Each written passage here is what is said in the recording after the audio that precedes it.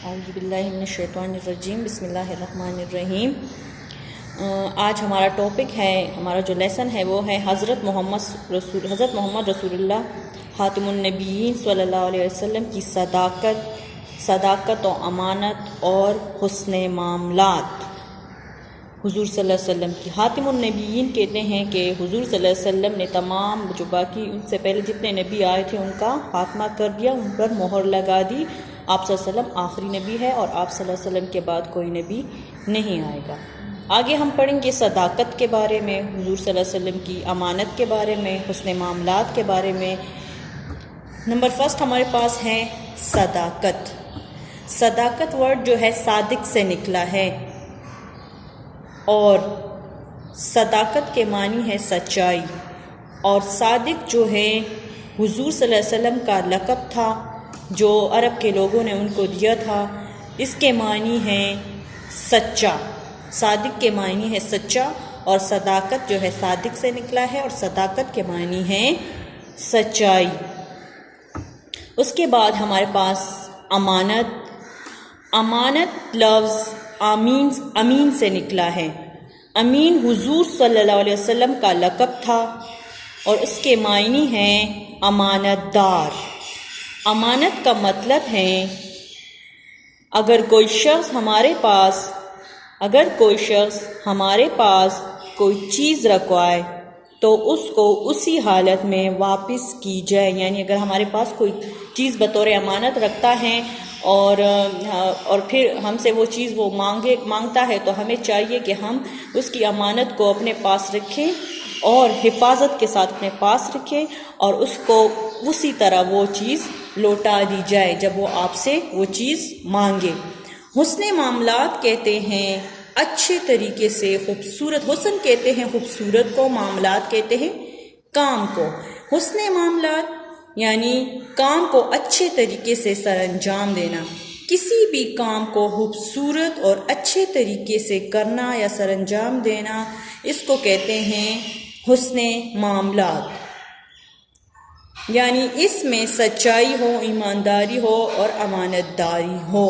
اس میں یہ صداقت، سچائی اور امانت داری، یہ جو اوپر ہم نے دو پڑھے ہیں، صداقت اور امانت، یہ دونوں، اور اس کے ساتھ ساتھ سچائی بھی اور ایمانداری بھی ہو، اس کو حسن معاملات کہتے ہیں۔ یعنی کسی بھی کام کو، ہم زندگی میں کوئی بھی کام کرے اس کو اچھے طریقے سے جب ہم سر انجام دیتے ہیں اس کو کہتے ہیں حسن معاملات۔ اس کے بعد ہمارا جو ٹاپک ہے، ہم نے اس کی ڈیفینیشن پڑھی۔ اس کے بعد ٹاپک ہمارا ہے فرسٹ جو ہے لیسن کا فرسٹ ٹاپک ہے صداقت۔ صداقت کہتے ہیں سچائی کو، صادق سے نکلا ہے، حضور صلی اللہ علیہ وسلم کا لقب تھا صادق، اور صادق کا مطلب ہے سچا، اور صداقت کے معنی ہے سچائی۔ صداقت کے معنی ہے سچائی۔ اس کا مطلب یہ ہے کہ جو بات جیسی ہو اس کو اسی طرح بیان کیا جائے، یعنی جو بات جیسی ہو اس کو اسی طرح بیان کیا جائے، یعنی سچ بولا جائے، سچائی بیان کی جائے، اپنے آپ سے اس بات میں کوئی دوسری بات شامل نہ کی جائے، کوئی ملاوٹ نہ کی جائے۔ ہمارے پیارے نبی حضرت محمد صلی اللہ علیہ وآلہ وسلم ہمیشہ سچ بولتے تھے۔ یہ حضور صلی اللہ علیہ وسلم کی صداقت کے بارے میں ہم پڑھ رہے ہیں، ان کی سچائی کے بارے میں اب پڑھیں گے۔ یعنی ہمارے پیارے نبی حضرت محمد صلی اللہ علیہ وسلم ہمیشہ سچ بولتے، دوسروں کو بھی سچ بولنے کی تعلیم فرماتے تھے، خود بھی سچ بولتے تھے اور دوسروں کو بھی تعلیم دیتے تھے کہ وہ سچ بولے۔ آپ صلی اللہ علیہ وسلم کی سچائی کو آپ صلی اللہ علیہ وسلم کے دشمن بھی مانتے تھے، یعنی آپ صلی اللہ علیہ وسلم کے جو دشمن تھے، وہ جو کفار تھے، وہ بھی آپ صلی اللہ علیہ وسلم کی سچائی کو جانتے تھے، مانتے تھے، آپ کی امانت داری کو بھی مانتے تھے۔ اسی وجہ سے آپ صلی اللہ علیہ وسلم کو صادق یعنی سچا کے لقب سے پکارتے تھے۔ آپ بہت زیادہ سچے تھے، بچپن سے ہی سچ بولتے تھے، تو آپ کو بھی نبوت نہیں ملی۔ نبوت سے پہلے بھی آپ کے جو مکہ میں جو آپ کے دشمن تھے، جو کفار تھے، وہ بھی آپ صلی اللہ علیہ وسلم کو، آپ کی صلی اللہ علیہ وسلم کی سچائی کی وجہ سے صادق کے لقب سے پکارتے تھے، اور صادق کا مطلب ہے سچا۔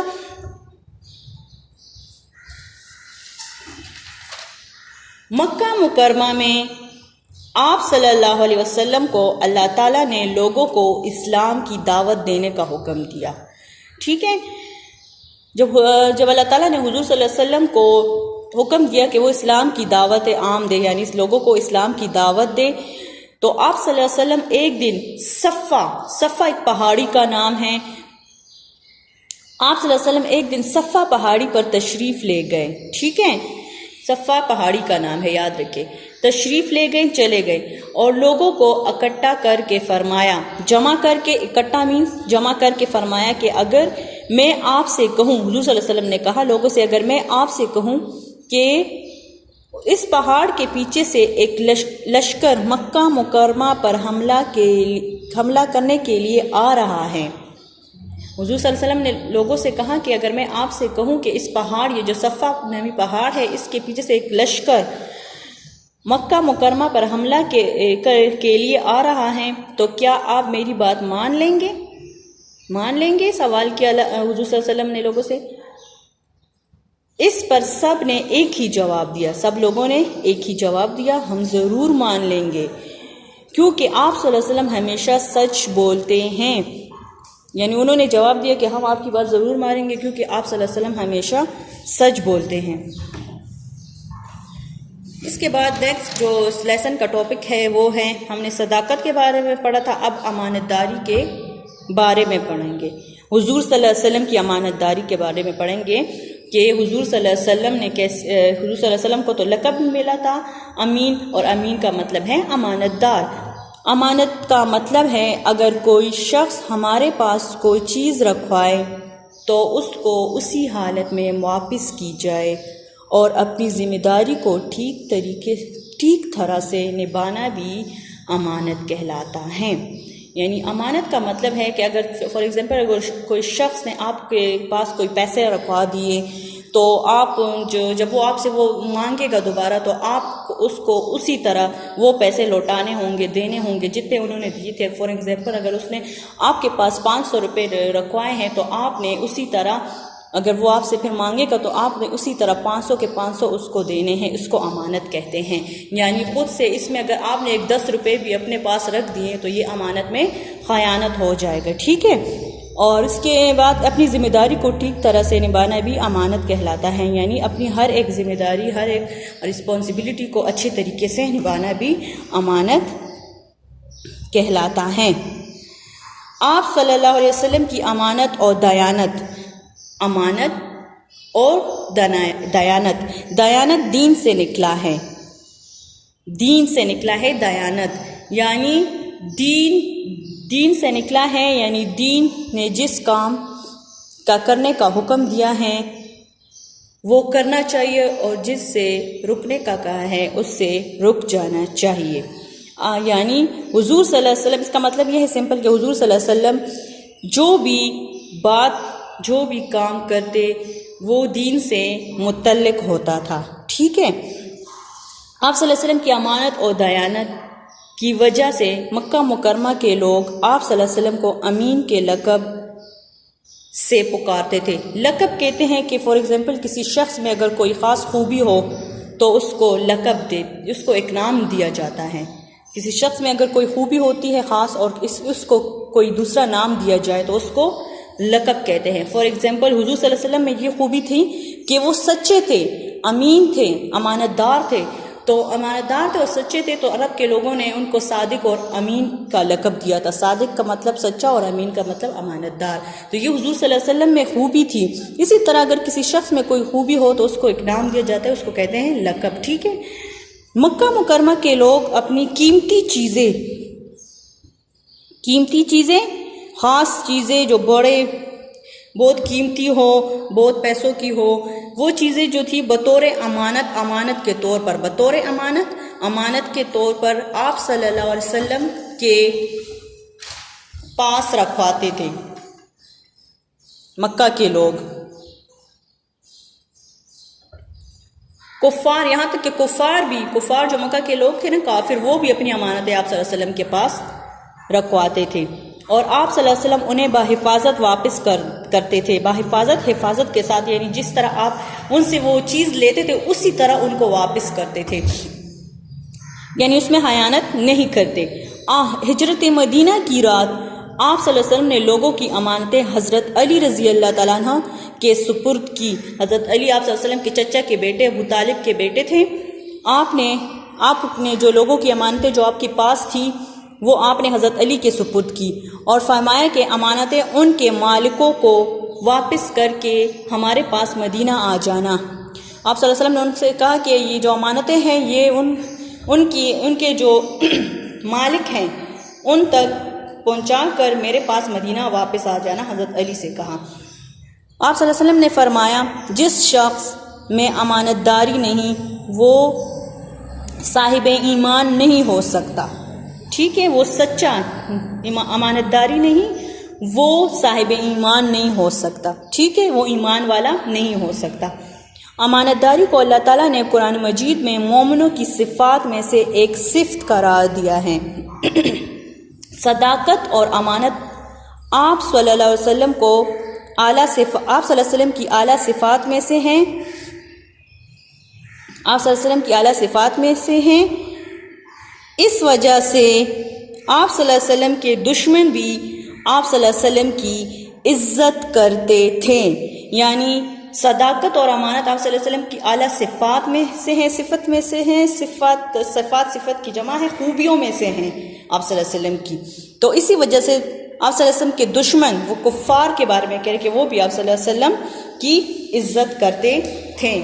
اس کے بعد ہیں حسن معاملات۔ حسن معاملات، حسن کہتے ہیں خوبصورتی کو، اچھے طریقے کو، خوبصورتی کو، اور معاملات کہتے ہیں کام کو، ٹھیک ہے۔ حسن معاملات یعنی کسی بھی کام کو خوبصورت طریقے سے، خوش اسلوبی سے، اچھے انداز میں جو کام کیا جائے تو اس کو کہتے ہیں حسن معاملات۔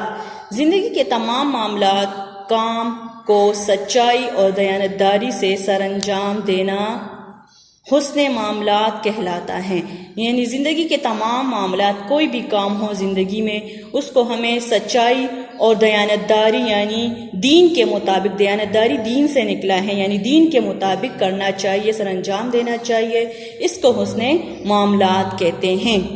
روزمرہ معاملات میں حضور صلی اللہ علیہ وسلم کا کردار نہایت پاکیزہ، پاک و صاف، پاکیزہ کہتے ہیں پاک و صاف کو، اور اعلیٰ خاص کو کہتے ہیں، اور اعلیٰ تھا۔ آپ صلی اللہ علیہ وسلم نے تجارت میں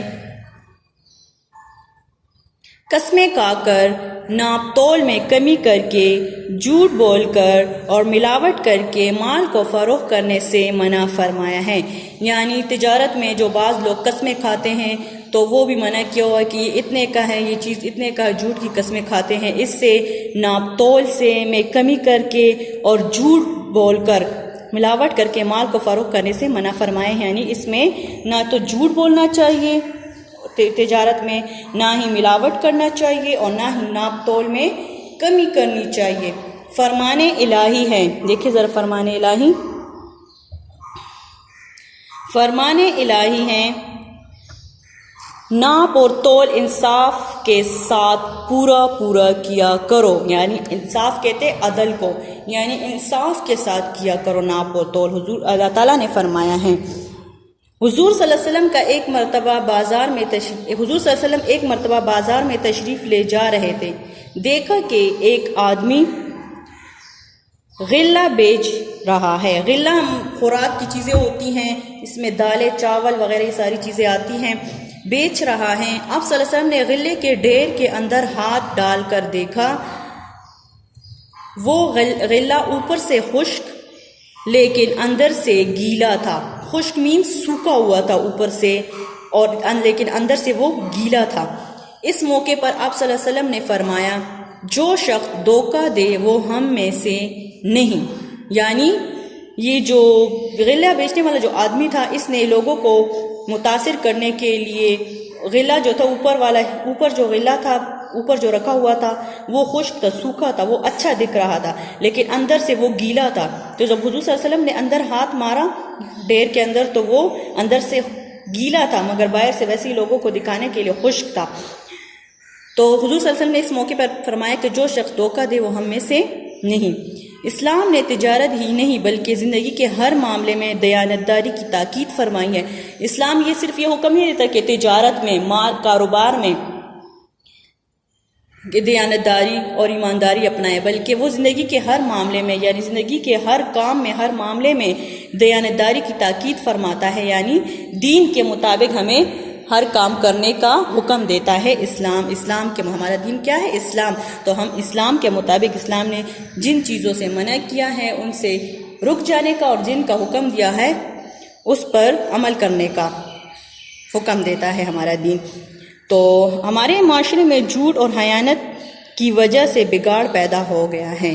جھوٹ اور خیانت، جھوٹ دروغ گوئی کو کہتے ہیں، اور خیانت جب کوئی خاص امانت آپ کے پاس رکھوائی جائے اور اس میں انسان کچھ حصہ اپنے لیے لے لیتا ہے، کچھ ہڑپ کر جاتا ہے کوئی چیز، تو اس کو خیانت کہتے ہیں، پھر وہ اس میں خیانت ہو جاتی ہے، بگاڑ پیدا ہوتا ہے۔ اس لیے ہمیں چاہیے کہ صداقت اور امانت آپ صلی اللہ علیہ وسلم کے اسوہ حسنہ، یعنی آپ صلی اللہ علیہ وسلم کی سنت، اسوہ حسنہ آپ صلی اللہ علیہ وسلم کی سنت کو کہتے ہیں، یعنی آپ صلی اللہ علیہ وسلم نے جو کام کیے، خود سر انجام دیے، ان کو کہتے ہیں۔ ہمیں کر کے دکھائیں جو کام خود میں سے ہیں، یعنی صداقت اور امانت آپ صلی اللہ علیہ وسلم کے اسوہ حسنہ میں سے ہیں، یعنی آپ صلی اللہ علیہ وسلم خود بھی صادق تھے اور امین تھے، صداقت اپناتے تھے اور امانت، ٹھیک ہے، میں سے ہیں۔ ان پر ہمیں چاہیے کہ ہم ان پر عمل کریں تاکہ ہم معاشرے میں امن و سکون سے زندگی گزاریں۔ اس طرح جب ہم حضور صلی اللہ علیہ وسلم کی سنت پر عمل کریں گے، اسوہ حسنہ پر، تو ہم زندگی میں کامیاب ہوں گے اور ہم ایک اچھی زندگی گزار سکیں گے۔